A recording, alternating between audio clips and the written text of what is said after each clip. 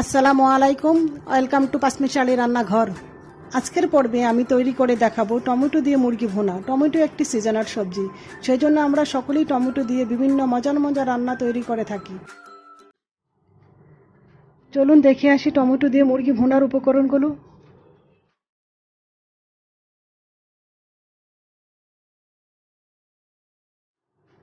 Tomato 500 গ্রাম, মুরগি 1 KG, পেঁয়াজ কুচি, রসুন বাটা, জিরা বাটা, হলুদ গুঁড়া, মরিচ গুঁড়া, লবণ, গোলমরিচ গুঁড়া, চিনি, সয়াবিন তেল, দারচিনি ও এলাচ। টমেটোগুলো কিউব করে কেটে নিয়েছি। টমেটো টুকরোগুলো এমন ভাবে কাটতে হবে যাতে রান্নার সময় টমেটো গলে যায়।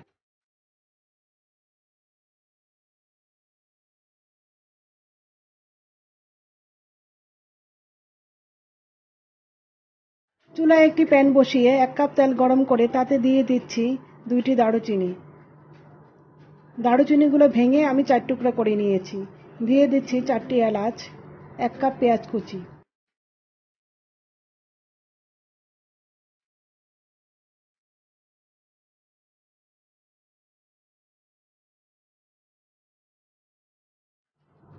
সমস্ত রান্নাটি মিডিয়াম হিটে রান্না করতে হবে।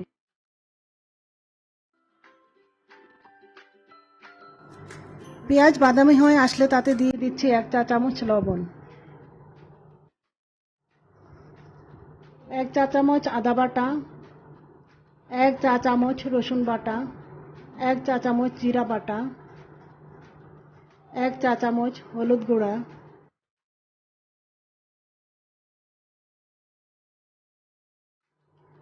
কিছুক্ষণ নেড়ে দিয়ে দিচ্ছি 1 চা চামচ মরিচ গুঁড়া।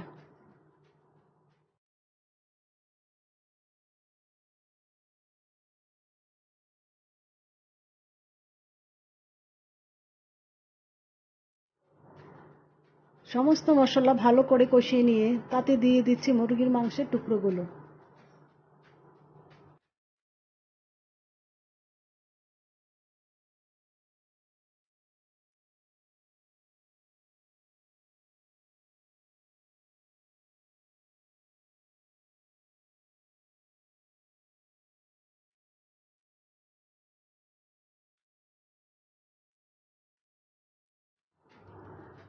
মাংসগুলি মশলার সাথে ভালো করে মিশিয়ে ঢাকনা দিয়ে দিচ্ছি 10 মিনিটের জন্য।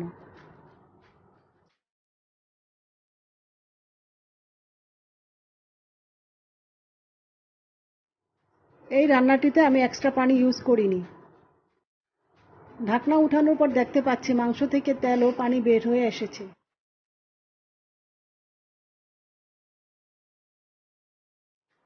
এবার দিয়ে দিচ্ছি টমেটো।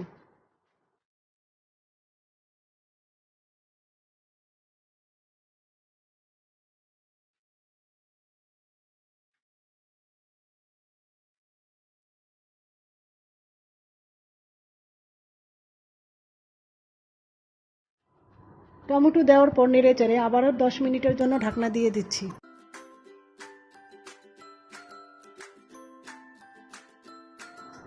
ঢাকনা উঠানোর পর দেখা যাচ্ছে সব টমেটো গলে গিয়েছে।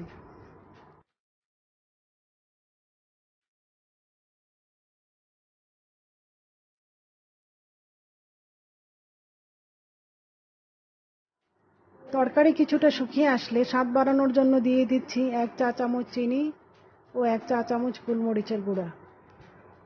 এই গোলমরিচের গুঁড়া আমি বাসায় তৈরি করে নিয়েছি। আপনারা চাইলে সহজেই এই গোলমরিচের গুঁড়া বাসায় তৈরি করে নিতে পারেন। এই গোলমরিচের গুঁড়া বাসায় কিভাবে তৈরি করবেন তার একটি লিংক নিচে ডেসক্রিপশন বক্সে দিয়ে দিচ্ছি। কিছুক্ষণ নাড়াচাড়ার পর তরকারি মাখা মাখা হয়ে আসলে মুরগি ভুনা উঠিয়ে নিচ্ছি। তৈরি হয়ে গেল আমাদের টমেটো দিয়ে মুরগি ভুনা। ঠান্ডা হয়ে গেলে তরকারিটা আরো মাখা মাখা হয়ে যাবে। সম্পূর্ণ রান্নাটি শেষ করতে সময় লেগেছে 30 মিনিট। আপনারা যারা আমার এই ইউটিউব চ্যানেলটি সাবস্ক্রাইব করেননি তারা এখনই সাবস্ক্রাইব করুন ও পাশে থাকা বেল আইকনে প্রেস করুন এবং আমার ফেসবুক পেজ পাঁচমিশালি রান্নাঘর ফলো করুন। আপনাদের কোনো পছন্দের রান্না থাকলে অবশ্যই কমেন্টের মাধ্যমে জানাবেন, আমি ট্রাই করব। আমার এই রেসিপিটি যদি আপনাদের ভালো লেগে থাকে তাহলে লাইক, কমেন্ট, শেয়ার এবং সাবস্ক্রাইব করে পাশে থাকুন। দেখা হবে পরবর্তী ভিডিওতে।